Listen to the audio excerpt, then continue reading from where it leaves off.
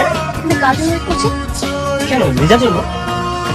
ও রজনীকে দেখার জন্য মনের মধ্যে আগুন পাগল করছে তাই না?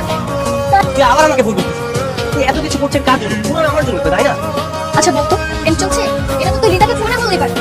শুধু শুধু এখানে দেখা করতে আসছিস কি ভাবছিস? আমি কিছু বুঝতে পারি না তাই না? সব হচ্ছে লিজার সাথে দেখা করার জন্য।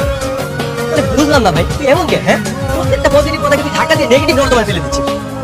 তাই না? তাহলে বল পজিটিভ কি? শোন, আমি দেখেছি ওকে সুন্দরভাবে বুঝিয়ে বলবি, দেখবে বুঝতে পারবে। আমার চোখে মুখে এক্সপ্রেশন দেখে ও ঠিকই বুঝতে পারবে যে আমি তোকে কতটা ভালোবাসি। আমি এতদিন ধরে তোর সাথে প্রেম করে তোর চোখের মুখের ভাষা বুঝতে পারলাম না, আর উনি একদিনই বুঝে যাবে? শোন, যে বোঝা না সে একদিনই বোঝে। আমি গেলাম। আরে কোথায় যাচ্ছিস? দাঁড়া। এখানে দাঁড়িয়ে দাঁড়িয়ে তোর হবিবুর প্রশংসা না শুনে আমার বাসায় যাওয়া অনেক ভালো। আরে রিমি, রিমি দাঁড়া, কোথায় যাচ্ছিস? খবরদার একদম আমার পিছনে পিছনে আসবি না। আরে রিমি দাঁড়া, রিমি। হ্যালো লিজা, তুমি চলে আসছো? হ্যাঁ আমি চলে এসেছি।